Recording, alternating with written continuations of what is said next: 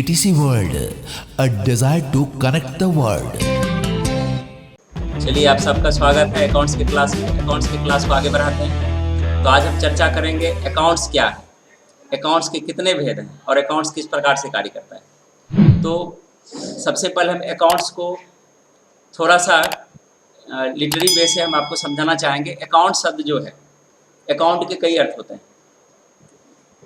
अगर अकाउंट को हम लिटरेचर के वे से तोड़ेंगे तो अकाउंट का अर्थ हो जाता है कारण भी होता है, और अकाउंट में अगर हम फॉर लगा देते हैं तो अकाउंट फॉर का अर्थ हो जाता है कारण बतलाना। लेकिन यहाँ पर अकाउंट्स का अर्थ होता है खाता। जब हम कोई भी ट्रांजैक्शन करते हैं लेन देन में, तो लेन देन हम लोग पिछले क्लास में पढ़ चुके हैं कि अकाउंट्स किस पद्धति पर कार्य करता है। रिकॉर्डिंग, क्लासिफाइंग और समराइजिंग पद्धति पर काम करता है। कि जब हम कोई भी बिजनेस शुरू करते हैं, बिजनेस में ट्रांजैक्शन होता है। तो किस प्रकार का ट्रांजैक्शन होता है बिजनेस में? बिजनेस में ट्रांजैक्शन होता है लेन देन का, और लेन देन किससे संबंधित होता है? रुपया पैसा से संबंधित होता है। लेन देन बहुत तरह का होता है, लेकिन अकाउंट्स में हम किस लेन देन को शामिल करेंगे? अकाउंट्स में हम उसी लेन देन को शामिल करेंगे जिनका संबंध कहीं न कहीं पैसे से है। ठीक है, यहाँ पर अकाउंट्स क्या है? क्योंकि जब तक हम टैली के लिए पूरी तरह तैयार नहीं होंगे, और पूरी तरह तैयार होने के लिए आपको अकाउंट्स के मतलब को समझना पड़ेगा, उसके टेक्निक को समझना पड़ेगा और उनके डिटेल्स को समझना पड़ेगा। यहाँ पर देखिए, arranging are business declaration on significant notebooks in a systematic way is called the accounts. जब हम बिजनेस डिक्लेरेशन, तो बिजनेस डिक्लेरेशन का क्या अर्थ हुआ? बिजनेस में होने वाली घटनाएं, बिजनेस में होने वाला लेन देन। जब हम व्यापार करते हैं, कुछ लेते हैं और लेने के बदले कुछ देते हैं, या कुछ देते हैं और देने के बदले कुछ लेते हैं, तो ये जो क्रिया है ट्रांजैक्शन कहलाती है। और बिजनेस ट्रांजैक्शन क्या हुआ? बिजनेस से रिलेटेड जो भी इवेंट्स होता है, जो भी घटनाएं होती हैं। जैसे हमने बिजनेस स्टार्ट किया, तो बिजनेस स्टार्ट किया तो उसमें हमने पूंजी लगाया, तो पूंजी आ रहा है ना, और पूंजी आकर के कैपिटल बन गया। फिर उसी तरह से उसी पूंजी से, उसी कैपिटल से हमने और सामान परचेज किए, जैसे फर्नीचर खरीदा, कंप्यूटर खरीदा, गुड्स खरीदा। तो गुड्स लाया तो गुड्स को लिए और उसके बदले पैसा दिए, तो उसमें गुड्स परचेजिंग जो हुआ वो बिजनेस ट्रांजैक्शन हो गया। उसी को हम बोल सकते हैं बिजनेस डिक्लेरेशन। और किसी न किसी जगह हम उसको नोट करेंगे ना, जो नोट करेंगे वो खाता बही हुआ, तो उसको भी अकाउंट्स ही बोलते हैं। लेकिन यहाँ पर जो भी टर्म अवेलेबल होता है, जैसे हम किसी को कैश देते हैं, तो कैश शब्द भी अकाउंट है। जिसको देते हैं, रामजी लाल को दिए तो रामजी लाल भी अकाउंट है। ठीक है ना? उसी तरह से हमने फर्नीचर मंगाया और उसके बदले पैसा दिया, फर्नीचर भी अकाउंट है और पैसा भी अकाउंट है। क्लियर हुआ कि ट्रांजैक्शन में जो भी टर्म इस्तेमाल किए जाएंगे और जिनके आगे हम मनी को मेंशन करेंगे, ध्यान रखिएगा, मनी मेंशन। कैश लिखते हैं तो कैश के आगे मनी DRCR के रूप में लिखता है ना। फर्नीचर लाते हैं, फर्नीचर के बदले भी वहां पर भी हम कैश चढ़ाएंगे ना कि कितने का है। आप कोई भी चीज परचेज करते हैं तो वस्तु को पैसे में मूल्यांकन करते हैं ना। छोटा छोटा चीज भी हम परचेज करते हैं, अगर वो हमारे बिजनेस से रिलेटेड है तो वहां पर मनी मेंशन होता है। अगर नहीं भी है तो वहां पर जिससे लिए है उसका नाम मेंशन करते हैं ना। उदाहरण किसी से ले लेंगे, जैसे मुकेश ने आपसे सामान खरीदा, तो सामान तो आप दे दिए, आपका सामान चला गया, लेकिन आया कुछ नहीं। तो आया क्या? प्रॉमिस आया। तो प्रॉमिस को हम लिखते नहीं है, प्रॉमिस के बदले क्या करते हैं? मुकेश का नाम लिख देते हैं। तो ये काम हम नोटबुक में, अकाउंट्स के नोटबुक में मेंशन करते हैं। यहाँ पर है कि in these notebooks we have to arrange our all the transactions for the further conclusions. हम अकाउंट्स में क्यों चढ़ाते हैं? हम किसी भी ट्रांजैक्शन को क्यों लिखते हैं? क्योंकि हमको कंक्लूजन चाहिए। अकाउंटिंग प्रोसेस ही आपको बताता है कि जब तक हम लिखेंगे नहीं, जब तक हम उसको क्लासिफाई नहीं करेंगे और तो हमको निचोड़ निकलेगा। आपको सबसे पहले उसको लिखना होगा। तो लिखने की क्रिया क्या कहलाती है? लिखने के अकाउंटिंग में लिखने की क्रिया क्या कहलाती है? रिकॉर्डिंग कहलाती है। और उसको लिखते कैसे हैं? नेचर के आधार पर। ठीक है ना? अगर आपका सेल्स है तो आप चाहेंगे कि सेल्स को हम एक जगह कर लें, परचेज है, परचेज को एक जगह कर लें, आपका डेटर है उसको एक जगह कर लें, क्रेडिटर है उसको एक जगह कर लें। तो इसको नेचर के आधार पर जब इसको बंटवारा करते हैं तो ये बांटने की क्रिया क्या कहलाएगी? क्लासीफाई। क्योंकि क्लासीफाई शब्द क्लास से बना, वर्ग बनाने की क्रिया क्लासीफाई कहलाती है। ठीक है ना। मान के चलिए कि आप यहाँ पर पढ़ाई कर रहे हैं, अगर अभी जितने भी छात्र यहाँ पर हैं और अकाउंट्स पढ़ रहे हैं तो आपका ग्रुप अकाउंट्स का ग्रुप हो गया, लेकिन इसमें किसी को जबरदस्ती नहीं पढ़ना है तो वो इस ग्रुप में बैठ नहीं सकता है। ठीक है ना। तो वहां भी क्लासीफाई हो जाता है। तो 3 प्रक्रिया अकाउंट सेक्शन में होगी, रिकॉर्डिंग लिखना, क्लासीफाइंग वर्ग बनाना, वर्गीकृत करना, समराइजिंग उसका निचोड़ निकालना। तो यहाँ पर फर्दर कंक्लूजन के लिए हम उसको लिखते हैं, क्लासीफाई करते हैं, तभी हमारा एक लास्ट में जो है निचोड़ समरी निकलता है। ठीक है। आगे है in another way we can also define it this way, और इसको हम इस प्रकार भी डिफाइन कर सकते हैं, an account is a record of our business transaction. ये आपका जो है करेक्ट डेफिनेशन है, वो हम अपने तरीका से आपको लिख समझाने के भी उसे वहां पर लिखे हैं। अगर आप याद करेंगे तो नीचे वाला याद करेंगे। फिर से इसको पढ़ते हैं, an account is a record of our business transaction which is related to persons, companies, banks, firms, assets and income and expenditures relating to the business. क्या हुआ कि अकाउंट जो है एक रिकॉर्ड है हमारे बिजनेस ट्रांजैक्शन का, हम जो बिजनेस लेन देन करते हैं उसका एक रिकॉर्ड है, विच इज रिलेटेड टू, जो किससे संबंधित है, किसी न किसी हालत में व्यक्ति से संबंधित हो सकता है, कंपनी से संबंधित हो सकता है, बैंक से संबंधित हो सकता है, फर्म से संबंधित हो सकता है, वो हमारी पूंजी हो सकती है, एसेट्स हो सकती है, वो हमारा लाभ भी हो सकता है, इनकम हो सकता है, और एक्सपेंडिचर खर्च भी हो सकता है ना। अगर इस तरह का ट्रांजैक्शन है तो वह अकाउंट्स है। अकाउंट समझ में आ गया? क्लियर है ना। आगे है, अब इसको बांटते हैं कि अकाउंट्स के कितने भेद हैं। जब हम इसका मैथ्स हल करेंगे, कॉमर्स के व्यू से पढ़ेंगे, तो वहां पर हम इसको 3 कैटेगरीज में न्यूट्रल लेके चले जाते हैं। लेकिन जब इसको कंपटीटिव व्यू से पढ़ेंगे, क्लासिफिकेशन व्यू से पढ़ेंगे, इसको एक मायने देते हुए पढ़ेंगे, तो यहाँ पर हमको अकाउंट्स को 2 भाग में बांटना पड़ेगा। ध्यान रखिएगा, ऐसा नहीं कि वहां जो पढ़ा रहे हैं वो गलत है। ठीक है ना। अगर हम हिसाब बनाते हैं, ट्रांजैक्शन को सॉल्व करते हैं, तो वहां पर हमको इसकी इतनी क्लासिफिकेशन की जरूरत नहीं। प्रैक्टिकल को कोई रूल्स रेगुलेशन नहीं चाहिए, प्रैक्टिकल को सिर्फ अनुभव चाहिए। क्या समझे? हमारे आस पड़ोस में बहुत ऐसे लोग हैं जो तैरते हैं, क्या उसने कभी तैरने का नियम सीखा है? बहुत से ऐसे लोग साइकिल चलाते हैं, साइकिल का नियम का किताब पढ़ा है क्या? हम लोग हिंदी बोलते हैं, कहाँ कहीं जाते हैं व्याकरण सीखने के लिए, लेकिन थोड़ा बहुत अब जरूरत पड़ने लगा जब हिंदी का कंपटीशन देंगे, क्योंकि फिर भी सीख चुके हैं। क्यों? हमारा आस पड़ोस में वैसा माहौल है। ठीक है ना। तो अकाउंट्स भी कहता है, हम शुरू में आपको बता दिए थे बेसिक एजम्पशन में, कि अकाउंट्स की थ्योरी से स्टार्ट नहीं होती है। अकाउंट्स की पढ़ाई जो है थ्योरी से स्टार्ट नहीं होती है। अकाउंट्स की पढ़ाई किससे स्टार्ट होती है? प्रैक्टिकल से चालू होती है, और प्रैक्टिकल ही बेस है। ठीक है ना। प्रैक्टिकल ही बेस है। तो यहाँ पर प्रैक्टिकल के आधार पर जब हम उसको हिसाब और ट्रांजैक्शन हल करेंगे तो वही नियम यूज करेंगे जो अभी तक आपके सर या कॉमर्स के टीचर आपको बताते हैं। लेकिन क्लासीफाई करेंगे तो आपको ये समझना पड़ेगा। तो क्लासिफिकेशन की दृष्टि से अकाउंट्स को 2 भाग में बांटा गया। पहला भाग क्या कहलाया? पर्सनल अकाउंट्स, दूसरा इम्पर्सनल। पर्सनल मतलब व्यक्तिगत खाते, और इम्पर्सनल अव्यक्तिगत खाते। व्यक्तिगत मतलब क्या हुआ? ऐसे खाते जो व्यक्ति से जुड़ा हुआ, पर्सन से जुड़ा हुआ है ना। अगर हम राम का खाता बोलेंगे तो राम से अकाउंट वो व्यक्ति से जुड़ा हुआ है। सीता से अकाउंट सीता से जुड़ा हुआ है, सीता अकाउंट हो जाएगा, है ना। मदन से अकाउंट मदन से जुड़ा हुआ रहेगा। तो व्यक्तिगत खाते यहां पर क्लियर लिखा हुआ पर्सनल, रिलेटिंग टू पर्सन। ठीक है ना। कोई भी शब्द एंड होता है एल से, तो उसमें रिलेटेड टू लगा दीजिए, आपका मीनिंग क्लियर हो जाएगा। जैसे सोशल रिलेटिंग टू या related to society, political relating to politics. ये भी नियम होता है, क्योंकि हम लोग बहुत चीज इसमें लिटरेरी वे से ले रहे हैं, तो लिटरेरी वे में शब्द को तोड़ना अनिवार्य।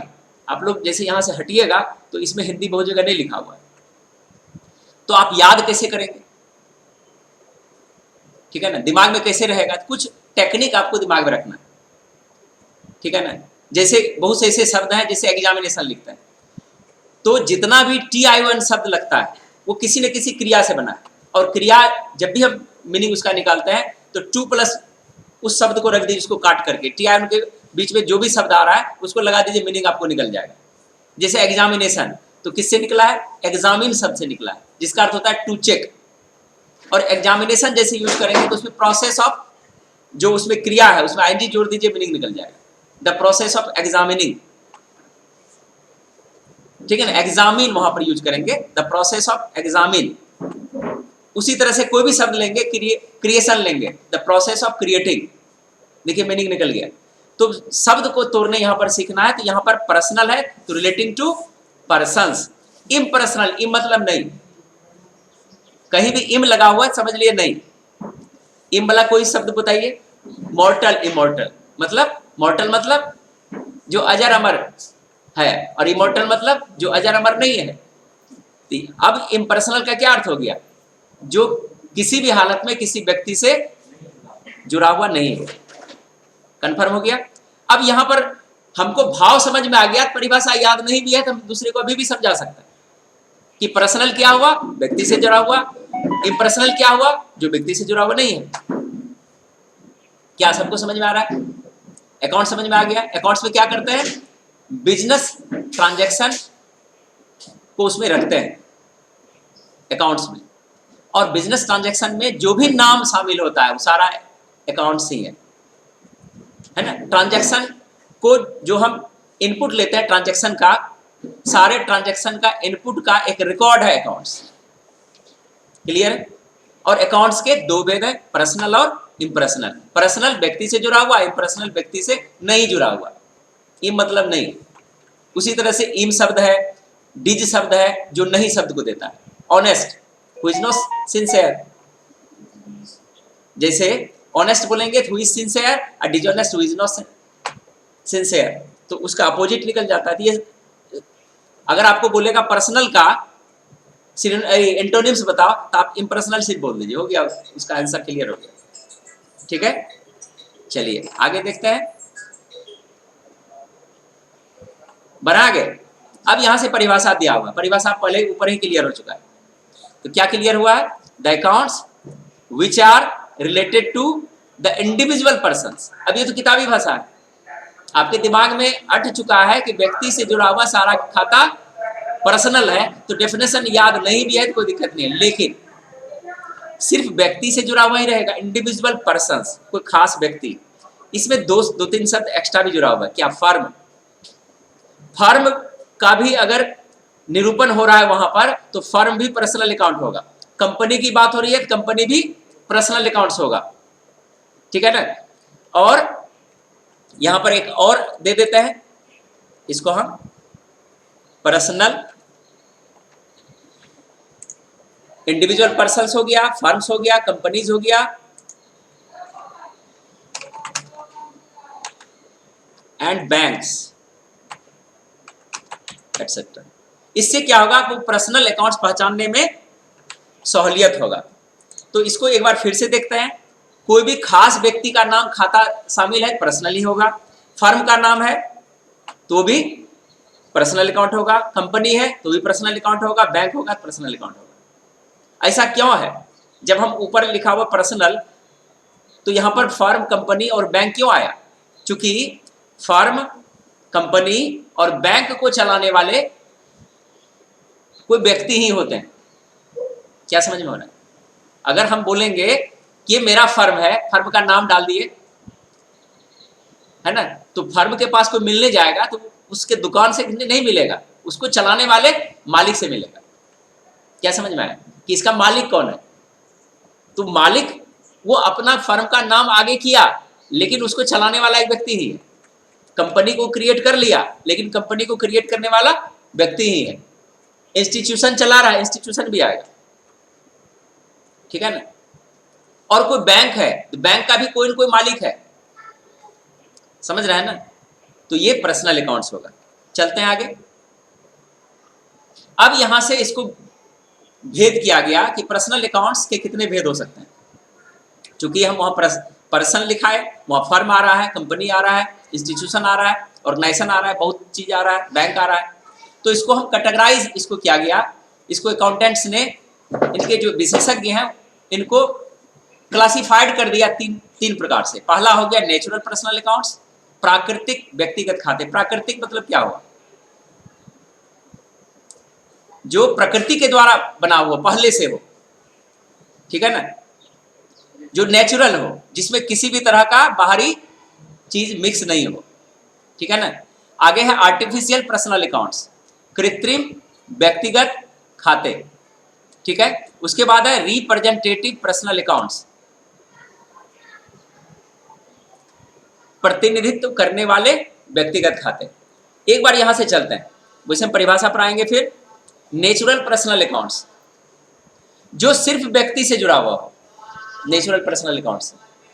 आर्टिफिशियल पर्सनल अकाउंट्स, जिसमें कंपनीज, फर्म, बैंक वगैरह आ जाते हैं, ठीक है, जिनका कहीं न कहीं एक मालिक है, और उस तरह का फर्म, ऑर्गेनाइजेशंस, इंस्टीट्यूशंस, वो आर्टिफिशियल पर्सनल अकाउंट्स हो जाएगा। तीसरा है रिप्रेजेंटेटिव पर्सनल अकाउंट्स, जो एक ग्रुप को कई मालिक हो जाता है और एक ग्रुप का प्रतिनिधित्व कर रहा हो और वहां भी बिजनेस हो रहा हो, रिप्रेजेंटेटिव पर्सनल अकाउंट्स हो जाएगा, ठीक है। देखिए यहां से दिया हुआ है the personal accounts which are directly related to any person, सीधा सीधा उसका संबंध सिर्फ पर्सन से ही हो, are known as natural personal accounts, जैसे मोहन अकाउंट। ध्यान रखिएगा, किसी भी पर्सनल अकाउंट्स को जब लिखेंगे एपॉस्ट्रोफी एस का प्रयोग अवश्य करेंगे। सीता अकाउंट नहीं बोलेंगे, राम अकाउंट नहीं बोलेंगे, क्या बोलेंगे? सीताज अकाउंट, मदन अकाउंट्स, है ना, रामजी लाल अकाउंट्स। और अकाउंट का फुल फॉर्म क्या हुआ, यानी शॉर्ट फॉर्म क्या इस्तेमाल करते हैं? A/C। हम यहाँ पर हिंट दे दिया है ताकि आपको लिखने में असुविधा नहीं हो। अब artificial personal accounts, the personal accounts which are not directly related to any person but act as human role. अब यहां पर बताया जा रहा है कि पर्सनल अकाउंट्स, ऐसे पर्सनल अकाउंट्स जिसमें डायरेक्ट व्यक्ति शामिल नहीं है, लेकिन हिडन रूप से व्यक्ति उसको चलाता हो, ठीक है ना। These types of accounts are related to any company, ऐसे खाते कंपनी से रिलेटेड होते हैं, है ना। जैसे मान के चलिए मेरा ऑर्गेनाइजेशन का नाम ETC वर्ल्ड है, तो अगर आप बाहर निकलिएगा तो कहाँ से आ रहे हो? ETC वर्ल्ड से आ रहा है। क्या ETC वर्ल्ड आपको पढ़ा रहा है ना, कि वो पढ़ाने वाला कोई व्यक्ति है? क्लियर है? तो नाम, लेकिन आप बोलते तो बाहर में यही है ना, बाहर निकलने के बाद तो आप तो यही बोलते हैं कि कहाँ से पढ़ के आ रहे हो? ETC वर्ल्ड से पढ़ के आ रहा हूं, ठीक है ना। तो कहीं ना कहीं आप उस ऑर्गेनाइजेशन का नाम डाल देता है, तो ऑर्गेनाइजेशन को हमको सब कोई जान रहा है, हमको बहुत आदमी नहीं जान रहा है, आने के बाद उसको पता चलता है कि यही सर पढ़ाते हैं, ठीक है ना। तो इस तरह का जो भी फर्म, कंपनी होगा, क्या हो जाएगा? आर्टिफिशियल हो जाएगा। तो इसमें क्या क्या शामिल है? फर्म भी है, इंस्टीट्यूशन है, इंश्योरेंस है, ठीक है ना। और इसमें हम आपको और जोड़ देते हैं, जैसे बैंक की चर्चा इसमें नहीं हुई है, बैंक्स भी आ जाएगा इसमें, कोई भी तरह का ऑर्गेनाइजेशन आ जाएगा, ठीक है ना। ये इस तरह के। और फिर जो है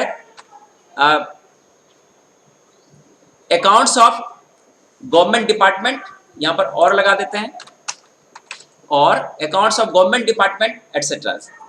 गवर्नमेंट डिपार्टमेंट का भी बहुत ऐसा फर्म है, कंपनीज है, जो आपका आर्टिफिशियल अकाउंट्स हो सकता है, ठीक है ना। एग्जांपल दिया हुआ है, आगे है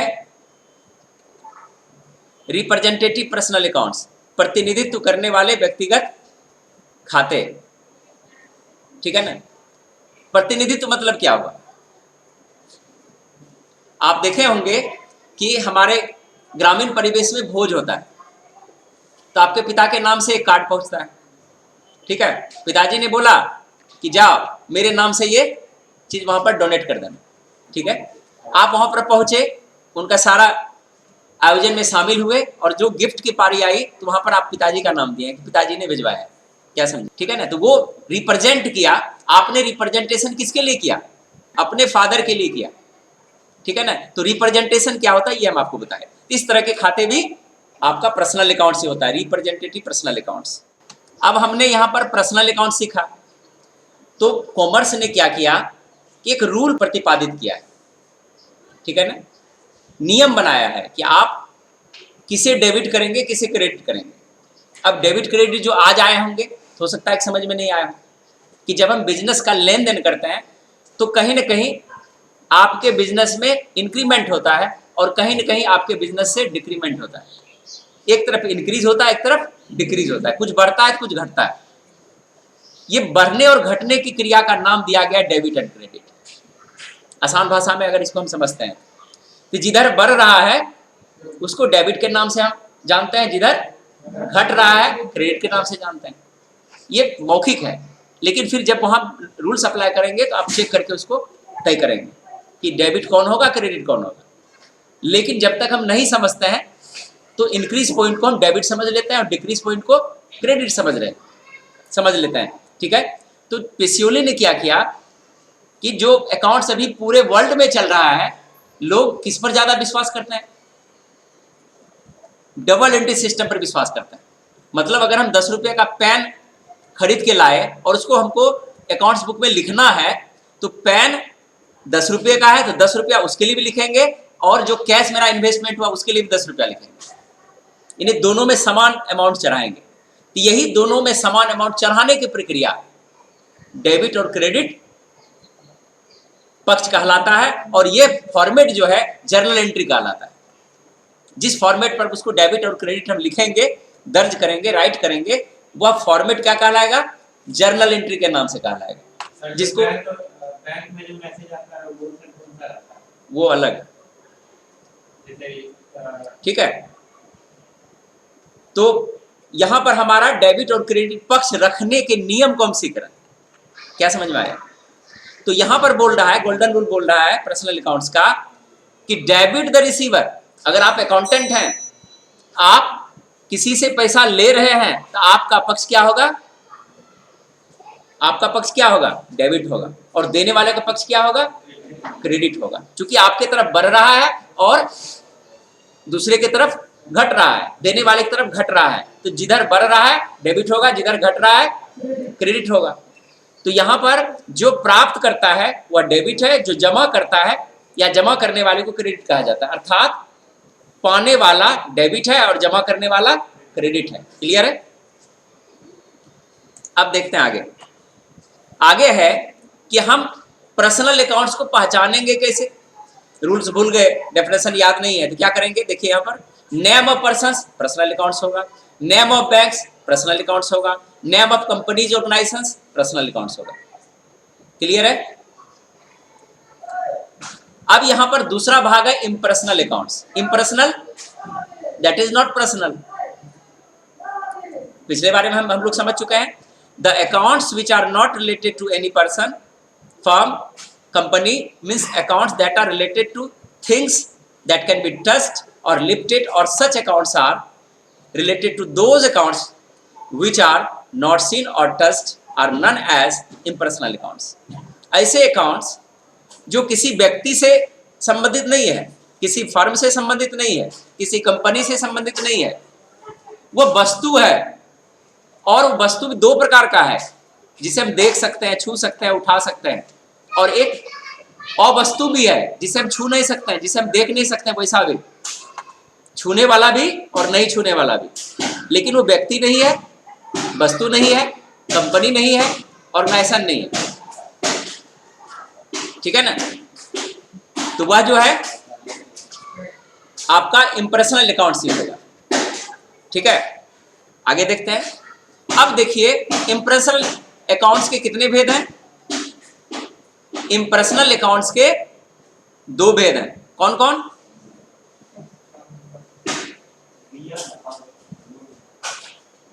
इम्पर्सनल के जो पहला भेद है वो रियल कहलाता है, दूसरा नॉमिनल कहलाता है। ठीक है ना? रियल और नॉमिनल। इम्पर्सनल का ही भेद है, क्योंकि अकाउंट्स के दो ही भेद हैं, तो इसी को ना दो पार्ट में बांटा गया। ठीक है ना? ये देखिए यहाँ पर वास्तविक खाते इसको यहां पर अब हम लोग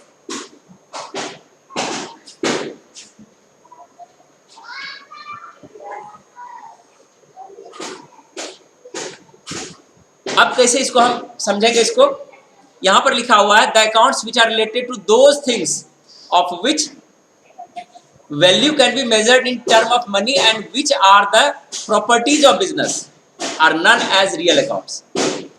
वैसे खाते जो किसी भी व्यवसाय की संपत्ति हो, उनका मूल्यांकन पैसे में किया जाए, वे वास्तविक खाते हैं। ठीक है ना। जैसे cash account, furniture account, goods account etcetera. इनके भी दो भेद हैं। पहला है टेंजिबल रियल अकाउंट्स, दूसरा है इंटेंजिबल रियल अकाउंट्स। टेंजिबल का अर्थ होता है मूर्त और इंटेंजिबल का अर्थ होता है अमूर्त। क्लियर है। मूर्त मतलब जिसको हम देख सकते हैं, छू सकते हैं, उठा सकते हैं। अमूर्त मतलब जिसको छू नहीं सकते हैं, देख नहीं सकते हैं, फिर भी वो आपका खाता है। वैसा खाता भी आपका रियल अकाउंट होगा। ठीक है ना। देखिए these are the accounts which can be touched, felt और measured, or those accounts which are not touched but of course the value that can be measured in term of money। नहीं छू सकते हैं, देख नहीं सकते हैं, लेकिन फिर भी उसका मूल्यांकन हम पैसे में कर सकते हैं। तो ऐसा खाता भी आपका रियल अकाउंट से होगा। इसमें देखिए गोल्डन रूल्स क्या कहता है कि debit what comes in your business, credit was goes out of your business. इसको फिर से पढ़ते हैं। Debit what comes in your business and credit what goes out of your business. जो वस्तु सूचक जो भी ट्रांजैक्शन होगा, अगर आपके बिजनेस में आ रहा है तो डेबिट हो जाएगा, और आपके बिजनेस से बाहर जा रहा है तो क्या हो जाएगा, क्रेडिट हो जाएगा। तो हमको उम्मीद है कि ये भी समझ में आ गया। वस्तु सूचक जो भी आएगा, रुपया यानी कैश, फर्नीचर, जितना भी सामान है, मटेरियल्स है, गुड्स है, सारा चीज आपका रियल अकाउंट्स में ही आएगा। ठीक है। अब है नॉमिनल। ठीक है ना। वास्तविक और अवास्तविक खाते हैं। The accounts which refer incomes, वैसे खाते जिनका संबंध इनकम से हो, बेनिफिट से हो, एक्सपेंसेस से हो, डिस्काउंट से हो, इंटरेस्ट से हो, are known as nominal accounts. वैसे खाते जिनका संबंध इनकम से है, एक्सपेंसेस से है, डिस्काउंट से है, इंटरेस्ट से है, वो सारे खाते नॉमिनल अकाउंट्स के अंतर्गत आएंगे। और नॉमिनल अकाउंट्स का क्या हो गया, अवास्तविक खाते। क्लियर है। इसको एक बार पढ़ते हैं।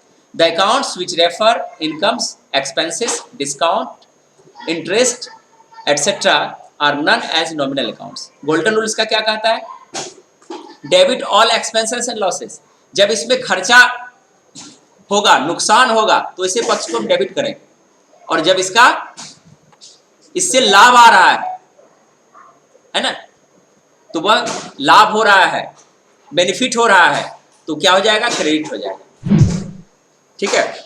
तो यहां तक आपका आज का अध्याय था, जिसमें आपने आज पूरा का पूरा अकाउंट्स क्या है, अकाउंट्स के कितने भेद हैं, गोल्डन रूल्स कैसे अप्लाई करेंगे, इसको बारी बारी से सीखा।